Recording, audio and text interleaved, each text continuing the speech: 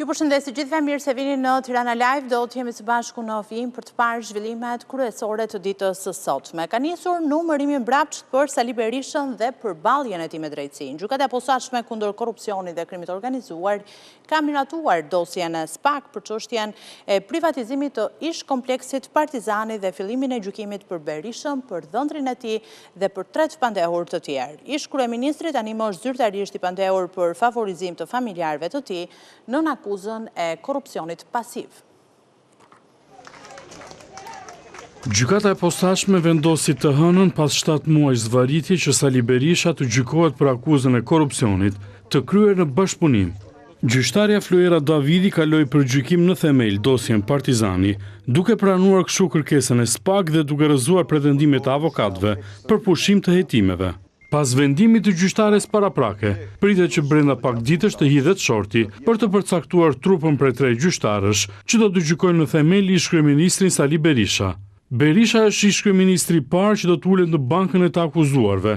Krah tij do të qëndrojë dhe dhëndri Amarbër Maltezi, që përveç korrupsionit do të gjykohet për pastrim parash, bashkë me ndërtuesit Fatmir Bektashi, Xhimi Begej e Andja Postina.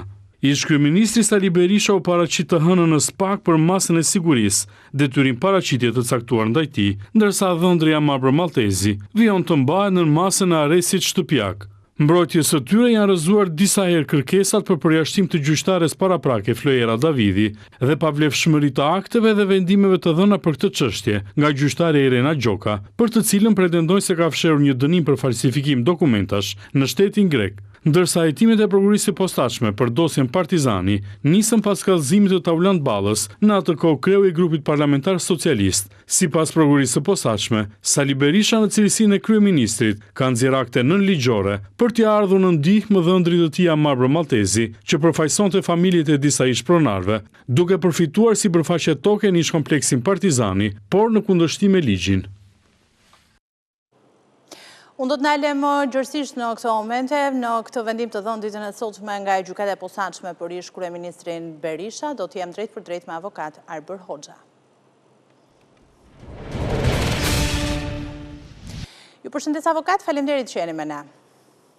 Përshëndetjerave nga kënaqësi si gjithmonë. Pas 7 muajsh zvarritje të këtij procesi, duhet thënë, edhe një tentative që rezultoi e suksesshme duket paktën ditën e sotme për ta shtyrë këtë vendim të marrë për pas zgjedhjeve, për pas 11 majit, sot e kemi vendimin për cilin kemi diskutuar shumë gjatë edhe që është paralajmëruar në një mënyrë edhe nga ana juaj në bisedat e mëparshme se dosja Partizani do të kalonte për gjykim.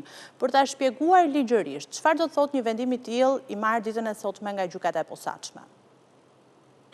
Ishte një vendim i pritshëm jo për të paragjykuar drejtsinë, ashtu siç e thatë dhe gjyqi në krye të erës, por ishte një vendim i pritshëm për shkak të njohjes së dosjes dhe për shkak edhe të drejtësisë.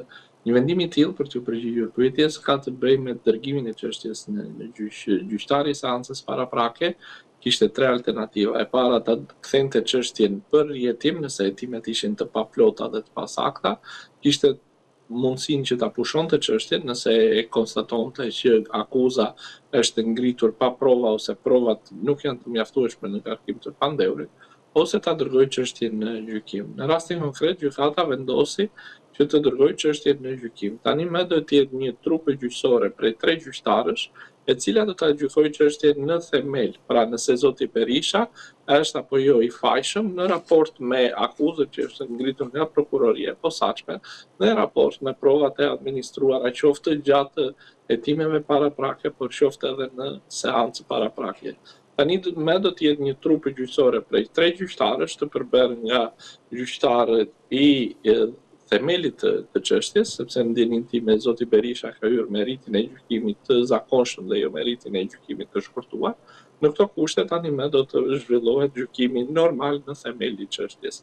Fillimisht dëgjohet organi i akuzës në parashtrimin hyrës dhe kërkesën për prova, dhe më pas dëgjohet mbrojtësit e zotit Berisha, mbrojtësit e zotit Maltezi dhe mbrojtësit e zotit Begej, dhe më pas zhvillohet gjykimi me dyert të hapura, pasi tani më gjykimi është publik dhe secili prej gazetarëve apo personat që kanë interes mund të ndjekin zhvillimin e gjykimit, sepse zhvillimi do të jetë me dyert të hapura, përveç në rast të një vendimarrje të ndryshme nga ana e gjykatës së posaçme, për një apo disa seanca mund të jetë edhe me dyert të mbyllura, por si rregull është me dyert të hapura. Tani më Berisha është marrë zyrtarisht i pandehur, së bashku me Dhëndrin që thamë dhe 3 pandehurit e tjerë që ju i përmendet, pritet të jetë një proces që do të zgjas avokat, paktën në eksperjenca të ngjashme? Besoj që do të jetë një proces i cili do të zgjat relativisht në kohë, nëse kujtojmë çështjen Gërdeci, është një çështje e cila ka zgjatur relativisht gjatë, dhe në rastin konkret, duke qenë se ka hyrë me rritjen e gjykimit të zakonshëm, do të thriten në cilësinë e dëshmimtarit, të paktën gjykohet që të thriten të gjithë ish-ministrat e kohës, do të ketë akte ekspertimi, kundërshtimin e aktit e ekspertimit, do të vinë ekspertët, të cilët do të relatojnë aktin, pra pritet që të zgjasën në rastin më të mirë diku te 1 vit apo 1 vit e gjysmë apo edhe 2 maksimum. Dhe në fund pritet që të kemi një vendim që parashikon 2 alternativa, shpalljen i fajshëm apo i pafajshëm?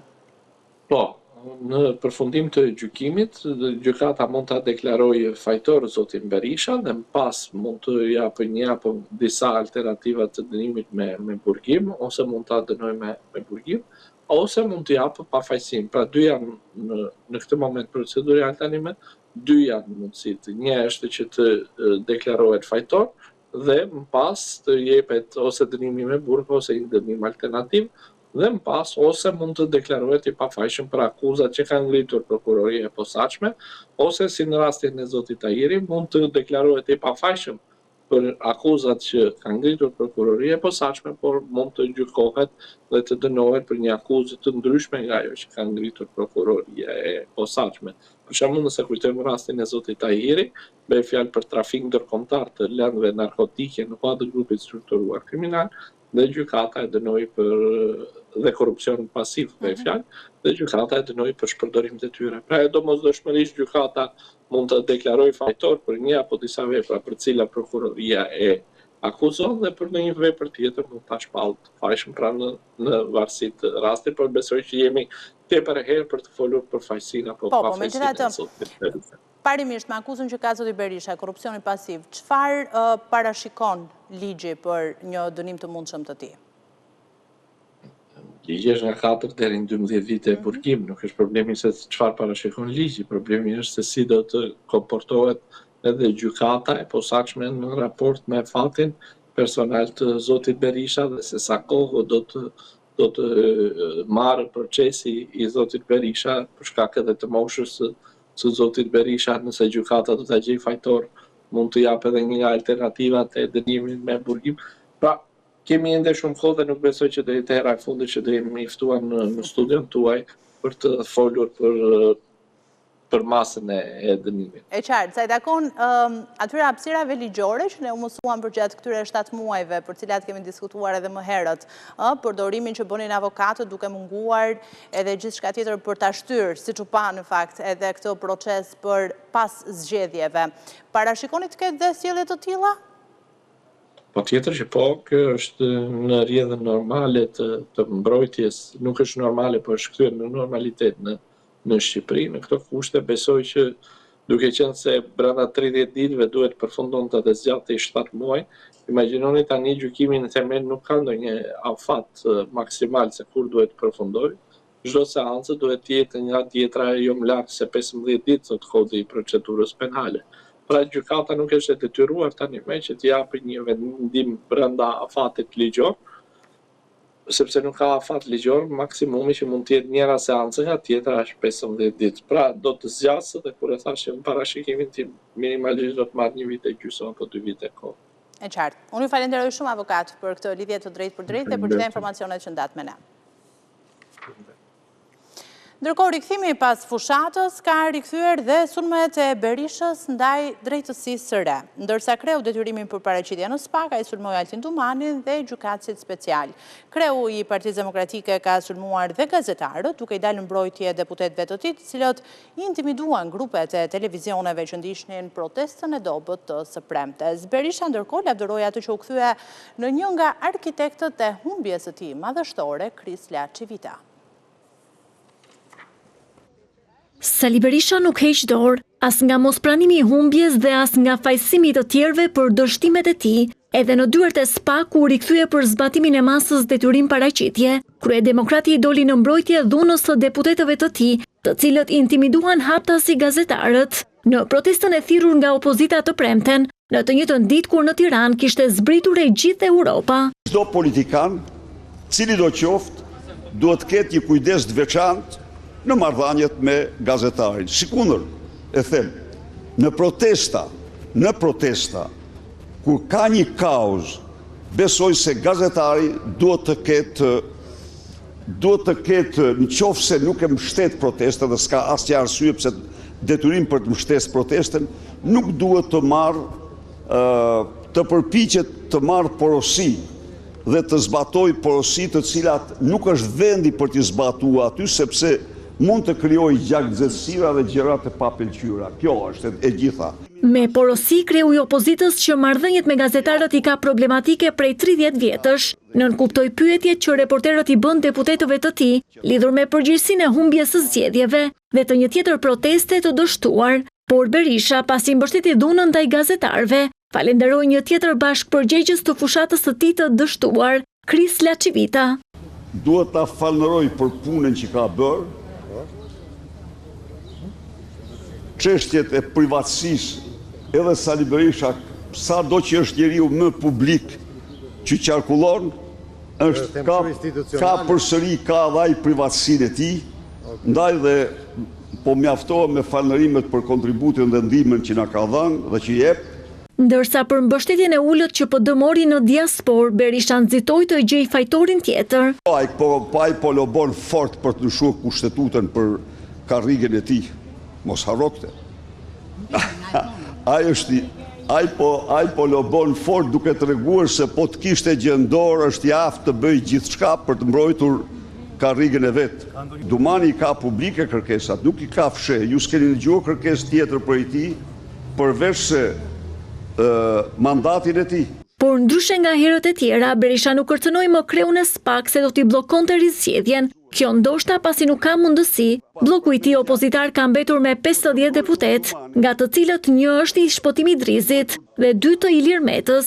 Shifrat 84 por as 93 që përbëjnë shumica për ligje të cilësuara apo ndryshime kushtetuese, tashmë janë të arritshme për mazhorancën në negociata jo me Berishën, por me partitë e tjera.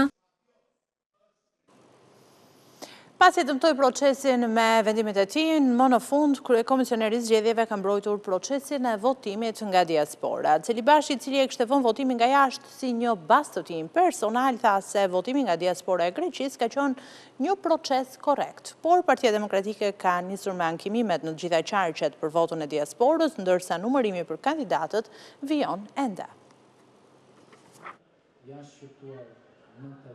Komisioneri shtetëror i zgjedhjeve ka hedhur poshtë pretendimet e demokratëve për manipulim të votave të ardhura nga Greqia përmes postës. Ilirian Celibashi tha se i gjithë procesi është zhvilluar me transparencë dhe integritet, por e vetmja gjë për të cilën mund të ketë diskutime është fakti se si kanë votuar emigrantët përpara se ta vendosin fletën në zarf. Nëse verifikohen shkeljet e ligjit dhe nëse shkeljet e ligjit janë të tilla që ndikojnë në rezultat, çdo lloj votimi mund të shpallet i pavlefshëm. Momentin që gjithë secili prej tyre ka vendosur fletën e votimit në zarfin përkatës dhe ky zarf ka mbritur në Komisionin Qendror të Zgjedhjeve, asnjë gjë nuk e ka cënuar integritetin e këtij dokumentacioni zgjedhor. Po ashtu, Celibashi sqaroi se sa zarfe erdhën në total nga diaspora dhe pse shifra ndryshoi ditët e fundit, çfarë i dha shkak opozitës të flasë për manipulim. 199-824 janë fletë votimi të vlefshme.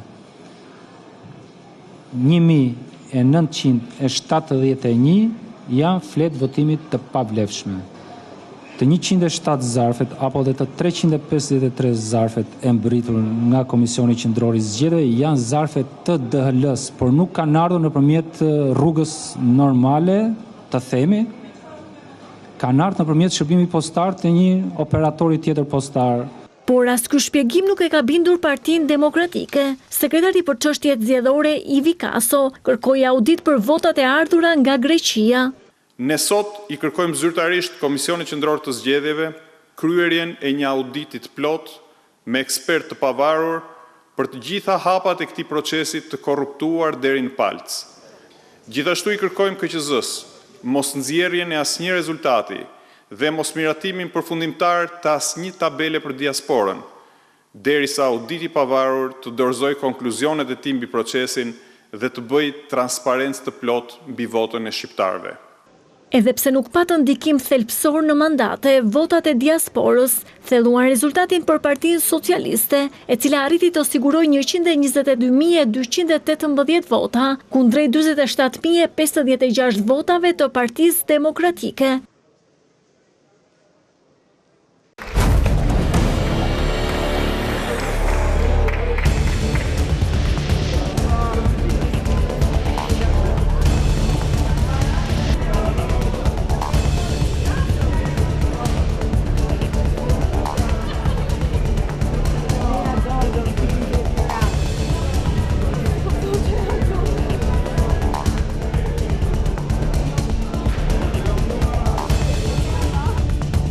Gazo, o Valeri, mirëmëngjesi, si më gdhive sot? Gazo, mirëmëngjesi Yllo, si më gdhive sot? Qa keti mo?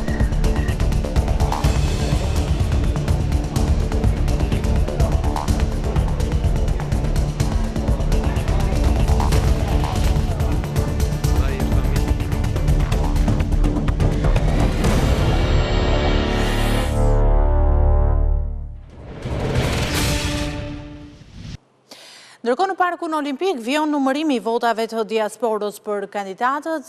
Betejë më e fortë duket se është në Tiranë, ku Olta Xhaxhka është në garë me Blerina Gjylametin dhe Ornaldo Rakipi me Xhemal Qefalin. 11 kandidatë listave të hapura që janë duke humbur kërkojnë dhe verifikimin e pamjeve të numërimit të votave në disa KZZ. Unë do të lidhem tani me Andon Kellon për të parë se çfarë po ndodh tek Parku Olimpik. Andon, të përshëndes, në cilat qarqe ka përfunduar deri më tani numërimi për kandidatët?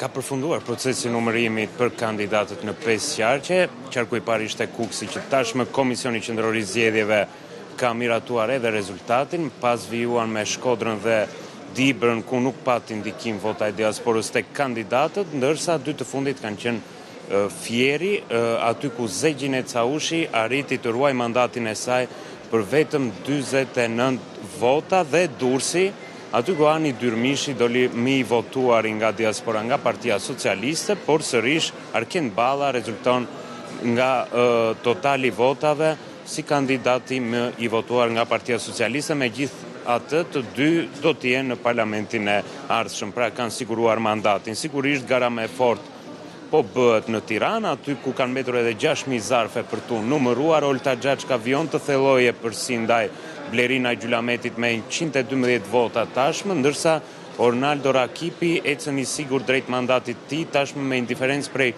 510 votash ndaj Xhemal Qefalis. Kanë mbetur edhe disa qarqe të tjera, ka garë ende në Vlorë, aty ku Klevis Kaso ka përmbysur rezultatin ndaj Vasil Lajos për mandatin e 9 të Partisë Socialiste, gara shumë e ngushtë, rreth 30 vota nga njëri tjetri, duke ditur se më parë ishte vetëm një vot në favor të Vasil Lajos, tashmë I favorizuar është Klevis Kaso, kurse në Lezhë Admir Kadeli po rrezikon mandatin e Marieta Nelit, është vetëm 98 vota larg nga, në mos gaboj, 2000 vota për tu numëruar. Lezhë pati 3 mandate të Partisë Socialiste për shkak se mandati 4 u nda me vetëm 71 vota, të cilat në favor të Partisë Demokratike, pra mandati 4 I kaloi Partisë Demokratike. Ka ende vota për tu numëruar, momentalisht nuk kemi një shifër të saktë, vetëm 2 orë më parë kryekomisioneri zbuloi se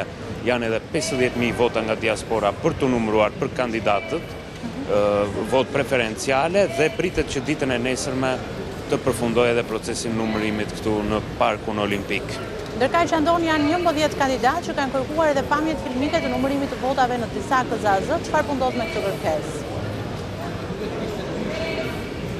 Janë 11 kandidatë të listave të hapura, të Partisë Socialiste, Partisë Demokratike, apo edhe Koalicioni Djathtas për Zhvillim dhe Koalicionit Euro-Atlantik. Nga Partia Demokratike dhe Partia Socialiste janë ata kandidatë të cilët në limit nuk arritën dot të fitojnë mandatin, si Blerina Gjulameti, Xhemal Çefalia, megjithatë gara nuk ka përfunduar ende, apo Ilir Ali Mehmeti, të cilët kanë kërkuar pamje filmike të procesit të votimit, numërimit në qarkun e Tiranës, për subjektet politike, por edhe për kandidatët e listave të hapura. Ata kanë dyshime për votat që kanë marrë kandidatët kundërshtar, me të cilëve kanë ndarë garën në listat brenda partisë, apo edhe votat e tyre. Sigurisht kryekomisioneri Lirian Celibashi tha se nuk ka asnjë problem për t'u dhënë pamjet filmike në dispozicion këtyre kandidatëve, edhe nëse partia e tyre është kundra këtij vendimi, por sa i përket një hapi të dytë drejt rinumërimit të këtyre votave, qoftë për kandidatët, nëse ata e kërkojnë dhe binden nga pamjet filmike, atëherë kryekomisioneri ngriti supet dhe tha se është një vendim që nuk i përket atij. E qartë. Faleminderit Anton Kello për raportimin. Vjen flasim për zgjedhjet. Kreu i BDI-s Ali Ahmeti e ka quajtur fitoren e Partisë Socialiste dhe Edi Ramës një sukses i jashtëzakonshëm dhe një moment rëndësishëm për Shqipërinë dhe për rajonin. Në një mesazh urimi për Edi Ramën, Ahmeti thekson dhe rolin e kryeministrit shqiptar në avancimin e Shqipërisë drejt integrimit në Bashkimin Evropian dhe quan një triumf për Shqipërinë Evropiane. Ahmeti bashkohet disa krerëve politik shqiptar në rajon në urimet pasgjedhore, por ndërkohë vjon heshtje e thellë nga Albin Kurti. Fitoria e Partisë Socialiste në zgjedhjet e 11 majit ishte spektakolare dhe plebishitare. Kështu e ka cilësuar kryetari i Bashkimit Demokratik për Integrim Ali Ahmeti rezultatin e zgjedhjeve parlamentare në Shqipëri, duke uruar kryeministrin Edi Rama përmes një mesazhi të ngrohtë dhe vllazëror të publikuar në rrjetin social Facebook. S'kishte mënyrë më të mirë se sa të shpallësh fitoren e Shqipërisë europiane, ashtu siç e ka hije nga sheshi i kryeheroit ton kombëtar hierënd Gjergj Kastrioti Skënderbeu, ku edhe u kurorëzove dhe vulose të fitore edhe me pjesëmarrjen e të gjithë krerëve të shteteve europiane në Tiranë. Prandaj edhe sot, pasi i përfundove të gjitha sfidat me sukses, vendosa të ta uroj vllazërisht nga zemra fitoren spektakolare dhe plebishtare të zgjedhjeve parlamentare. U gëzova shumë që pikërisht ty të ra barra të shpihesh Shqipërinë në Europë, aty ku na e përcaktuan vendin rilindasit tanë, sepse e di që ti do t'ja dalësh dhe do ta realizosh e ne të gjithë do të mbështesim. Ali Ahmeti nuk ka harruar të nënvizojë rolin e Shqipërisë dhe Edi Ramës për ecjen përpara të gjithë rajonit. Prandaj Edi viju rrugën drejt pajtimit dhe integrimit, sepse në hasmëri shekullore nuk jetohet. Rajonit i duhet pajtim dhe integrim. Mua më ke pas të hap rrugën e të ta ruaj shpinën. Duke përmendur bashkëpunimet dhe mbështetjen reciproke në çështje kyçe si zyrtarizimi i gjuhës shqipe në Maqedoninë e Veriut, ndërtimi i korridorit të 8, eliminimi i kufive mes dy vendeve dhe krijimi i abetares së unifikuar, Ahmeti thekson se Rama ka qenë pranë shqiptarëve në çdo hap. Në fund të mesazhit të tij, Ali Ahmeti shpreh gatishmërinë për të vijuar punën e përbashkët me Ramën në rrugën drejt integrimit evropian, duke i uruar atij shëndet dhe mbarësi. Urimi vjen në një moment të rëndësishëm politik për Shqipërinë dhe rajonin, ku mesazhet e bashkëpunimit dhe integrimit po marrin gjithnjë më shumë peshë në kontekstin e sfidave aktuale politike dhe gjeopolitike, ndërsa nga Kosova urimet janë më të kursyeera. Kryeministri në detyrë Albin Kurti nuk ka gjetur kohë për të uruar publikisht kryeministrin Rama. Ky i fundit fshihet pas derës së kuvendit, pas dështimit të 17 për konstituimin e tij. Ndryshe kanë vepruar partitë opozitare në Kosovë. Partia Demokratike e Kosovës ka qenë e para që ka uruar, kreu i LDK-s Abdi Xhiku dhe Ramush Haradinaj po ashtu. Edhe politikanët shqiptar nga Maqedonia e Veriut të koalicionit Vlen e kanë uruar kryeministrin Edi Rama për fitoren. Shqiptarët në Maqedoninë e Veriut nuk e shohin Shqipërinë vetëm si një shtet fqinj, por edhe si një shtet bërtham të gjithë shqiptarëve në botë. Lidhja jonë me vendin Am është lidhje gjaku, gjuhë dhe historie, një ndjenjë thellë që na bashkon përtej çdo kufiri politik. Çdo sukses në Shqipëri është një krenari e përbashkët, shkruan Vlen. Vizita e kryeministrit britanik Starmer dhe samiti liderëve europianë në Tiranë kanë zënë vend në prestigjiozen e Londrës. The Telegraph. Gazeta shkruan se Rama e bëri kryeministrin britanik së dukej i vogël në skenën botërore. The Telegraph thekson se Edi Rama është kthyer në liderin që ofron stabilitet në Ballkanin Perëndimor. Mediat ndërkombëtare vijojnë t'i bëjë njehon vizitës së kryeministrit britanik Keir Starmer në Tiranë dhe përgjigjes që kryeministri Edi Rama i dha kreu të qeverisë laboriste duke i shuar atij entuziazmin se mes Tiranës dhe Londrës zyrtare mund të ketë një marrëveshje për emigracionin e paligjshëm siç vendi ynë ka me Italinë. E përditshmja britanike The Telegraph shkruan se kryeministri shqiptar Edi Rama 2 metër i gjatë e bëri Keir Starmer të duke i vogël në skenën botërore. Por për te këtij titulli, ky artikulli The Telegraph tregon se si kreu i qeverisë shqiptare është kthyer sot në liderin që po i ofron stabilitet rajonit të Ballkanit Perëndimor, sipas gazetarit Memphis Barker. The Telegraph përshkruan fitoren e 4 të Edi Ramës në zgjedhjet parlamentare të fundjavës së kaluar duke u ndalur tek ajo që solli më pas kjo fitore, samitin e Komitetit Politik Evropian. Liderët amerikanë dhe ato perëndimore shohin kryeministrin shqiptar si një forcë stabilizuese në rajonin ende të brisht të Ballkanit. Edi Rama ka punuar si kryeministër për të shkëputur vendin nga orbita ruse dhe për ta integruar atë në Europën demokratike, shkruan e përditshmja britanike. The Telegraph e quan kryeministrin shqiptar një reformator të zellshëm, i cili që prej kohës kur ka qenë kryetar bashkie e ka shtyr vendin përpara. Tashmë Shqipëria, e cila ka zgjeruar tregtinë e saj ndërkombëtare, është kthyer në një destinacion turistik trend me më shumë se 10 milion vizitorë çdo vit. The Telegraph, e cila përshkruan në detaje humbjen e liderit të opozitës Sali Berisha në zgjedhjet e 11 majit, politikanit non grata nga Britania e Madhe dhe Shtetet e Bashkuara, thotë se Berisha dështoi sërish përballë Ramës pavarësisht entuziazmit të tij për blerjen e Lachivita, këshilltarit të Donald Trump, si strateg të fushatës Partisë Demokratike. Media britanike shkruan se kryeministri shqiptar Edi Rama është i vendosur të fuqizojë pozitat e Shqipërisë në arenën ndërkombëtare. Sipas The Telegraph, Rama ka treguar gjithashtu se ka vendosshmërinë për të zgjedhur aleatët që dëshiron që të ketë në krah dhe për këtë mjafton si shembull marrëdhënia e ngushtë me kryeministren italiane Giorgia Meloni, me synimin që Italia të jetë mbështetësi kryesor për Shqipërinë për anëtarësimin e vendit në Bashkimin Evropian. Artikulli i medias britanike që përshkruan fuqizimin e figurës së kryeministrit shqiptar si brenda vendit ashtu edhe në arenën ndërkombëtare mbyllet me frazën se ndoshta kryeministri britanik Keir Starmer nuk do të jetë lideri i fundit ndërkombëtar që do të mbytet përballë kreut të qeverisë shqiptare. Presidenti Amerikan po zhvillon një bisedë telefonike me Vladimir Putin. Bisedimet janë përqendruar në vendosjen e një armpushimi për t'i dhënë fund gjakderdhjes dhe vrasjes së civilëve. Pas Putin, Donald Trump pritet bisedoj dhe me presidentin Zelenski dhe me krerë të disa vendeve të NATO-s. Trump rinisi angazhimin me liderët e Rusisë dhe Ukrainës për t'i dhënë fund luftës pas dështimit të bisedimeve dypalëshe në Stamboll të premten. Presidenti Amerikan Donald Trump po mbaj një bisedë telefonike me homologun rus Vladimir Putin me synimin për t'i dhënë fund luftës në Ukrainë. Telefonata me Putin do të pasojë nga një bisedë me presidentin Ukrainës Volodymyr Zelenski dhe liderët e tjerë të NATO-s. Më herët presidenti Amerikan kishte thënë se shpreson që bisedat me liderët e dy vendeve të përfshira në luftë t'i japin rrugë një armpushimi në Ukrainë. Putin deri më tani ka refuzuar të dëgjojë thirrje ndërkombëtare për një armpushim 30 ditor të propozuar nga administrata e Donald Trump dhe të mbështetur nga Ukraina. Gjatë negociatave të drejt për drejta në Stamboll mes Moskës dhe Kievit, pala ruse refuzoi një armpushim derisa Ukraina të tërheqë të gjitha forcat e saj nga territori rus. Teksa në Turqin baheshin bisedime, Trump tha se nuk do të ketë progres për paqen derisa ai dhe Putin të takohen. Dy homologët kanë mbajtur biseda telefonike që kur Trump mori detyrën në 20 janar, por nuk janë takuar ende gjatë mandatit të dytë të presidentit amerikan. Kreu i Shtëpisë së Bardhë është takuar tashmë me Volodymyr Zelenski, me të cilin pati një përplasje të ashpër në zyrën ovale në muajin shkurt, por tonet u ulën kur të dy u takuan sërish në funeralin e Papa Franceskut në Vatikan. Telefonatat e Trump me Putin dhe Zelenski vijnë teksa Rusia nuk i ka ndalur sulmet e saj ndaj Ukrainës në fundjavë dhe këtë fillim jave, duke shkaktuar edhe viktima.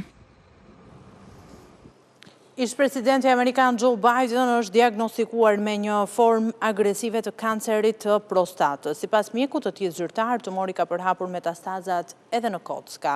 Lajmi i tronditos ka ngjallur solidaritet në politikën amerikane, por edhe mbështetje nga Barack Obama dhe nga vetë presidenti Donald Trump.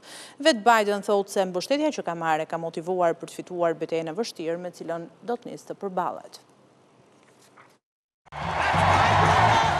Ish-presidenti Amerikan Joe Biden falenderoi këtë të hënë të gjithë personat që e uruan atë për shërim të shpejtë dhe po lutën për të, pasi 82 vjeçari u diagnostifikua me kancer të prostatës. Ishkreu i Shtëpisë së Bardhë, i cili publikoi një foto krahas bashkëshortes së tij Jill Biden, shkroi në X se kanceri mund t'i prek të gjithë dhe se ai kishte kuptuar së bashku me bashkëshorten e tij se ata janë më të fortë se kur në momentet më të vështira.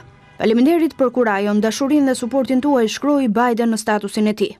Zyra e shtypit të Joe Biden njoftoi mbrëmjen e të dielës se ish-presidenti ishte prekur nga kanceri i prostatës në një formë agresive të sëmundjes me metastazë në kocka.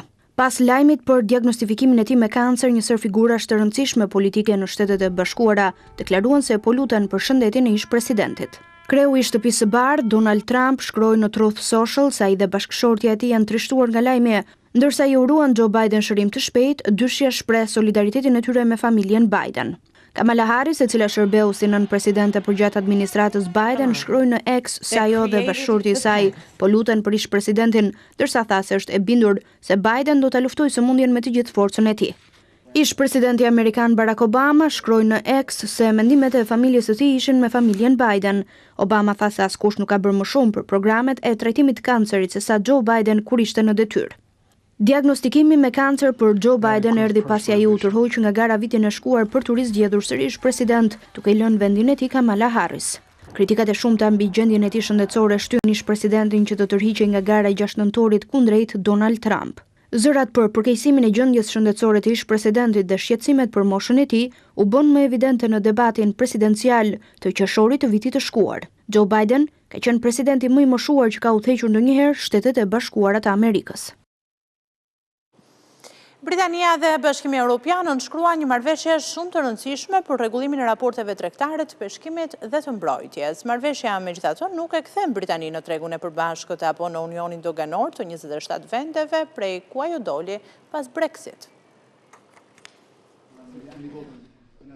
Britania e Madhe dhe Bashkimi Evropian arritën këtë të hënë një marrëveshje për tregtinë, mbrojtjen dhe peshkimin, në atë që konsiderohet një riformatim i madh në marrëdhëniet mes dy superfuqive që prej daljes së Britanisë së Madhe nga Bashkimi Evropian. Marrëveshja e re synon të lehtësojë tregtinë, të thellojë bashkëpunimin në fushën e mbrojtjes dhe të përmirësojë lëvizjen e qytetarëve duke shënuar hapin më domethënës drejt afrimit të palëve që prej Brexit në vitin 2020. Kryeministri Keir Starmer, i cili ka qenë mbështetës i qëndrimit në Bashkimin Evropian, e ka cilësuar marrëveshjen si një hap praktik dhe të arsyeshëm për të zhbllokuar pengesat tregtare dhe për të forcuar sigurinë kontinentale. Është koha të shikojmë përpara, të lëmë pas përplasjet e vjetra politike dhe të gjejmë zgjidhje që përmirësojnë jetën e qytetarëve britanik, deklaroi ai në platformën X. Britania do të përfshihet në projektet e bashkëta të prokurimit ushtarak të Bashkimit Evropian, me mundësi që kompanitë si BAE System dhe Rolls-Royce të marrin pjesë në një program 150 miliard euro për riarmatimin e Europës. Është rënë dakord për heqjen e një pjesë të madhe të burokracisë doganore për mallrat ushqimor, duke lehtësuar eksportin për prodhuesit britanik. Në këmbim, Britania do të pranojë mbikëqyrje nga Bashkimi Evropian për standardet ushqimore. Një marrëveshje 12 vjeçare do t'i lejojë anijet britanike dhe ato europiane të kenë akses në ujërat përkatëse, një çështje që dikur ishte pikë qendrore e fushatës për Brexit. Britanikët do të kenë akses më të shpejt në porta digjitale, e-gates, të aeroporteve europiane. Po ashtu, palët janë dakordsuar për krijimin e një skeme të kufizuar të mobilitetit për të rinjt, ndërsa po diskutohen kushtet për pjesëmarrjen e Britanisë në programin arsimor Erasmus+. Marrëveshja e kësaj të hëna u arrit pas disa muajsh negociatash intensive, megjithatë ajo nuk rikthen Britaninë në tregun e përbashkët apo në Unionin Doganor të unifikuar mes 27 vendeve anëtare. Ekonomistët vlerësojnë se për Londrën zyrtare kjo marrëveshje mund të kenë ndikim më të madh pozitiv, sesa marrëveshjet e arritura me Shtetet e Bashkuara apo Indinë. Ky riformatim i marrëdhënieve Bashkimi Evropian Britani nuk vjen pa kosto politike. Figura të tilla si Nigel Farage, i cili vazhdon të udhëheqë sondazhet me retorikën e tij anti-Bashkim Evropian, e kanë kritikuar marrëveshjen si tradhtim ndaj vullnetit të referendumit të vitit 2016. Po ashtu, Partia Konservatore e ka quajtur ngjarjen samiti i dorëzimit. Megjithatë, Starmer duket se ka ndërtuar një aleancë të fortë me presidentin francez Emmanuel Macron, sidomos përmes qëndrimit të përbashkët ndaj mbështetjes për Ukrainën. Marrëveshja sinjalizon një kthes pragmatike për Britaninë, e cila synon të përmirësojë marrëdhëniet me partnerin e saj më të madh tregtar, pa u rikthyer zyrtarisht në strukturat e Bashkimit Evropian. Qasja e re fokusohet në përfitime praktike, edhe nëse kjo do të thotë kompromis në disa fusha të ndjeshme si mbikëqyrja e standardeve dhe peshkimi.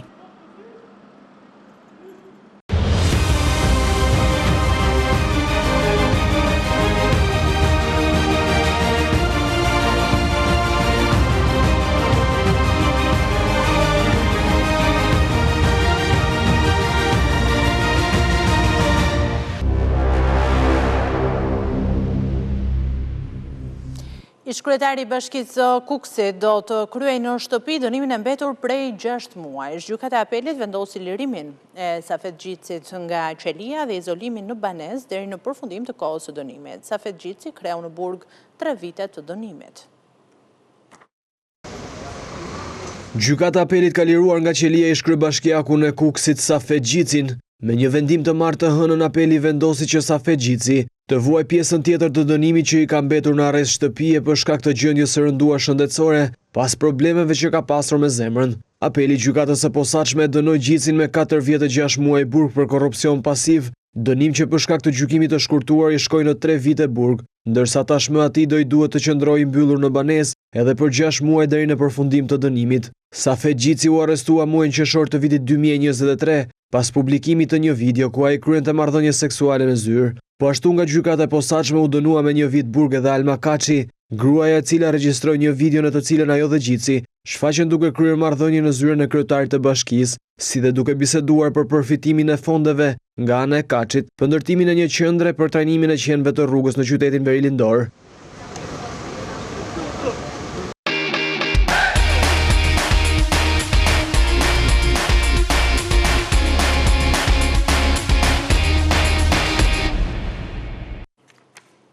Qyteti Gjirokastrës, pjesë e UNESCO-s, vion të gjej vend në mediat e huaja, cilat e sugjerojnë si një destinacion të veçantë për këtë verë. Revista prestigjioze dedikuar turizmit Islands u rekomandon turistëve si një mundësi fantastike ku takohen historia, natyra dhe kulinaria e veçantë. Gjirokastra, qyteti i gurt, pjesë e UNESCO-s, është përfshirë në radarin e mediave të huaja. Islands, një revistë ndërkombëtare dedikuar turizmit, rekomandon udhëtarët që ta shohin si një opsion të veçantë për të vizituar këtë qytet. Gjirokastra, e cila nuk është më vetëm një adresë në listën e siteve turistike shqiptare, por është edhe destinacioni i një udhëtimi unik që të jep ndjesinë sikur po ecën mbi historinë nëpër kaldrëmet mes ndërtesave të gurta. Ndërsa shumë turistë vinë në Shqipëri për të përjetuar bukurinë e mesdheut pa turma dhe plazhet e jugut, mund të keni një qëndrim vërtet magjepsës dhe të bukur në qytetin e Gjirokastrës. Islands shkruan se të ecësh nëpër qytet të jep ndjesinë e një eksplorimi të kohës, pasi dallon muret e kështjellës nga shekulli i 6, xhamit osmane nga vitet 1400 dhe një pazar historik që daton pothuajse 3 shekuj më parë. Gjatë sezonit veror, Gjirokastra frekuentohet nga një numër i madh turistësh. Rekomandohet që ky qytet të vizitohet sidomos gjatë vjeshtës për të shijuar atmosferën e qetë të qytetit të gurt. Qyteti shkëmbor i Gjirokastrës është një vend unik me arkitekturë osmane, rrugë me kaldrëm dhe një kështjell imponuese, që pothuajse duket sikur është rritur natyrshëm nga shkëmbinjt shqiptar. Harkat prej gurit të kështjellës dhe pamjet e maleve ja vlejnë më shumë se udhëtimi në qytet, por sa po të hyni brenda, do të vizitoni 2 muze historik shumë interesant, që do t'ju kushtojnë vetëm rreth $5 për të vizituar kështjellën dhe $3 shtesë për të parë muzet. Revista Islands thekson se turistët mund të shijojnë në Gjirokastër edhe ushqimet e veçanta e tradicionale. Rekomandohen byrekët e mbushur me mish dhe djathërat, mishi si dhe çaji i malit bimor. Nëse jeni duke kërkuar vende për të ngrënë në Gjirokastër, duhet të shkoni në pazarin e vjetër, ku do të gjeni shumë restorante dhe kafene. E mbyll shkrimin revista prestigjioze Islands.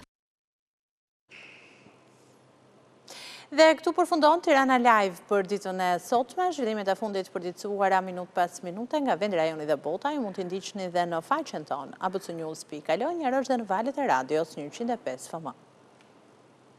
Bashkë përshëndetemi këtu, mirupafshim.